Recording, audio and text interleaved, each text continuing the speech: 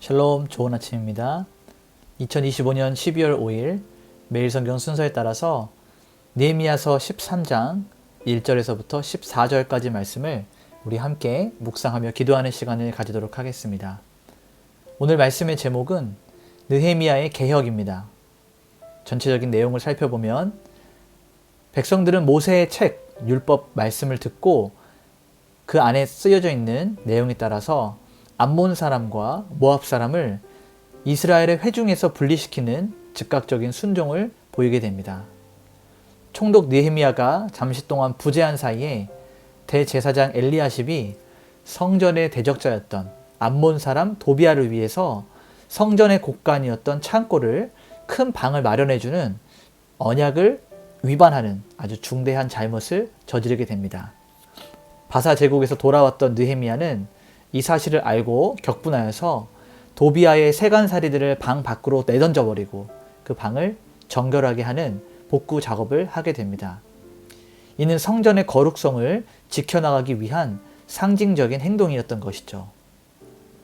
또 느헤미야는 백성들이 레위 사람들의 몫이었던 11조를 드리지 않아서 레위인들과 찬양대가 각자의 생계를 유지하기 위해서 밭으로 돌아갔던 이 사실을 발견하게 되고 이 방백들을 꾸짖고 곳간을 재정비해서 예배를 다시 회복시키는 그 체제를 복구하는 일들을 하게 됩니다. 이제 우리 한 절씩 말씀을 살펴보면서 성경이 우리에게 주고 있는 진의를 함께 나누기를 원합니다. 먼저 첫 번째 단락에서는 1절에서부터 3절까지 말씀의 내용이 기록이 되어 있는데 말씀의 능력과 거룩한 분리 이것들을 발견할 수 있습니다. 성벽 봉헌식을 한 이후에 이 모세의 책으로 불렸던 이 율법 말씀은 계속해서 낭독이 되었습니다. 그런데 거기에서 무엇을 발견하게 되냐면 암몬 사람과 모압 사람이 이스라엘 백성들의 회중에 들어올 수 없다라고 하는 그 규정, 신명기 23장 3절에서부터 5절까지 있는 말씀을 상기하게 되고 이 백성들은 그 말씀, 율법대로 그 말씀에 순종하여서 암몬 사람과 모압 사람을 찾아서 이스라엘 밖으로 격리를 시키게 됩니다. 이는 하나님의 말씀만이 공동체를 거룩하게 구별하게 하는 유일한 기준이었다는 것을 보여주게 되죠. 두 번째 단락에서는 이 지도자의 타협하는 안타까운 모습들을 볼 수 있게 되는데요.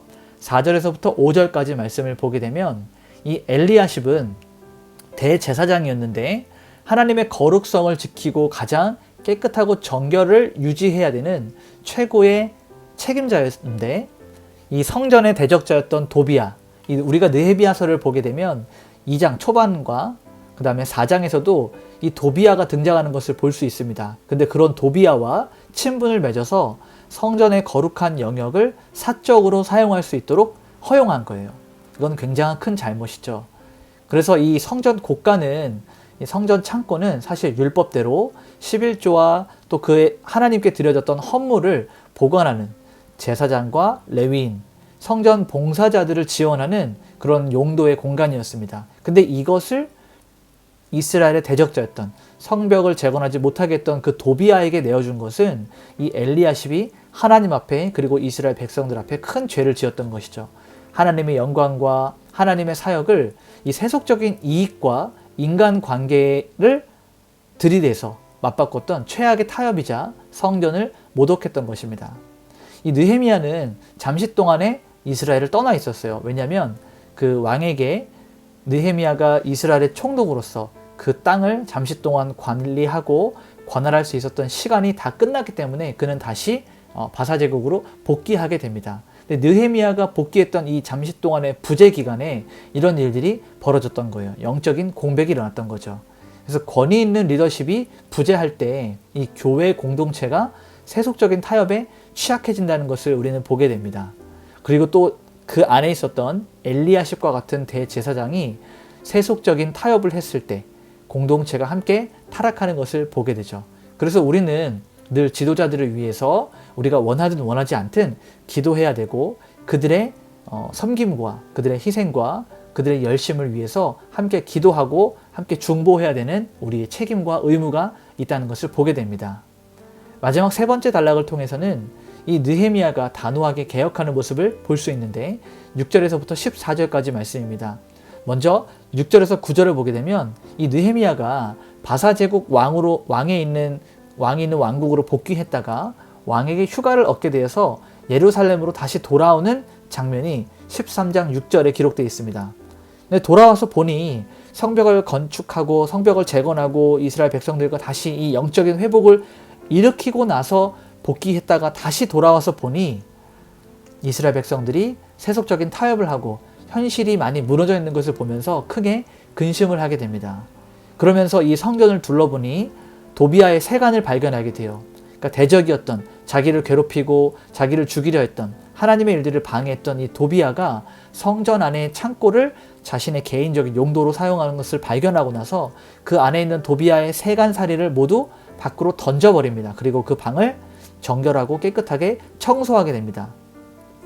이것을 우리가 정결 예식이다 라고 표현할 수 있는데, 이 정결 예식을 통해서 영적인 정화, 모든 것이 깨끗해지는 이러한 선포, 표현을 하고 있는 것입니다. 또 10절에서 12절을 보게 되니까 이 성전이 물리적으로 오염되니 백성들이 영적 무관심으로 이런 열매들이 맺혀지게 되는 겁니다. 아까도 이야기했지만 이 11조와 헌물들이 성전 곳간에 쌓여서 이것들이 성전 봉사자들을 위해서 사용되어야 되는데, 이것이 도비아 개인적인 사적 공간으로 사용되다 보니까 재정적인 후원이 끊겨서 이 레위인들과 찬양하는 자들이 결국 자기 자신의 생계를 유지하기 위해서 성전을 떠나는, 사역지를 떠나게 되는 이 사역이 무너지는 일들이 발생하게 된 겁니다. 그래서 13절과 14절을 보게 되면 이 느헤미야는 신실한 사람들을 택해서 이 곳간의 관리자로 다시 세우게 됩니다. 우리로 치면 믿을 만한 사람들, 신뢰할 만한 사람들을 재정부에 세우는 것이죠. 그리고 나서 이 무너졌던 11조에 대한 시스템을 다시 복구합니다.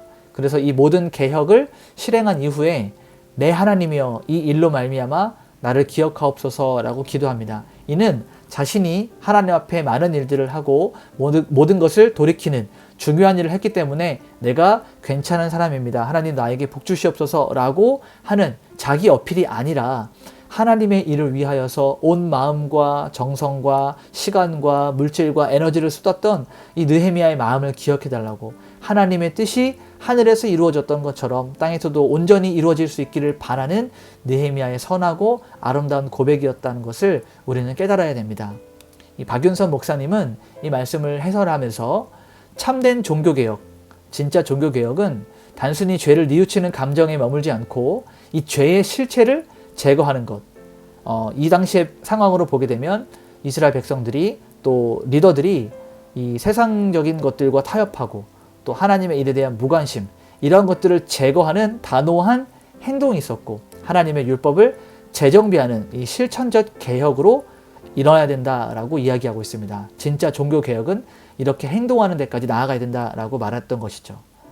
느헤미야의 기도는 자기 자신의 행위가 하나님 앞에 의롭고 또 하나님을 위해서 섬겼던 일들로 기억되기를 바라는 기도였던 것입니다. 오늘 우리 이 말씀을 정리하면서 원포인트로 한 가지를 얘기하면, 이 재건하는 사역은 어느 정도의 성과에 만족하는 것이 아니라 완료된 이후에도 지속적인 관심과 관리가 필요하다라는 것을 우리는 발견하게 됩니다. 지도자의 부재로 인해서 공동체가 무너졌다라고 하는 것은 우리에게 시사하는 바가 커요. 지도자의 역량도 중요하고 지도자가 다스리는 것도 중요하지만 이 모든 공동체원들이 지도자 한 사람에 의해서 좌지우지되는 것이 아니라 모두가 각자에게 주어진 역량대로 온전하게 세워져 가야 된다라는 것을 다시 한번 이야기하고 있는 것이죠. 오늘 이 시간 우리 삶에 이렇게 좀 적용했으면 좋겠습니다. 나의 마음속에 있는 도비아의 방, 세상 가운데 내어지고 타협했던 이 하나님의 것들을 내어주었던 이 도비아의 방이 내 안에 있는지, 복음을 대적했던 요소들이 내 안에 있진 않았는지 한번 살펴보고 단호하게 점검하고, 이러한 부분을 발견했다면 주를 위하여 내 삶에서, 내 마음에서 단호하게 쫓아낼 수 있는 이러한 열정과 열심과 결단이 있어야 됩니다. 그리고 오늘 이렇게 한번 기도합시다. 하나님, 성전의 곳간을 채웠던 이 백성들의 헌신을 다시 한번 회복하게 하여 주시옵소서. 우리의 신실한 순종과 하나님의 집을 위한 봉사, 하나님의 나라, 하나님의 교회를 위한 봉사하는 것들을 주님께서 기억해 주시고 복에 복을 더하셔서 하나님의 일이 하나님의 열매가 풍성하게 맺혀질 수 있도록 그렇게 인도하여 주시옵소서. 우리의 모든 것을 주님의 곳간에 채우게 하여 주시옵소서. 이런 마음으로 오늘 하루 기도하며 하나님께 올려드리는 그런 하루를 보내도록 하겠습니다. 함께 기도하시겠습니다.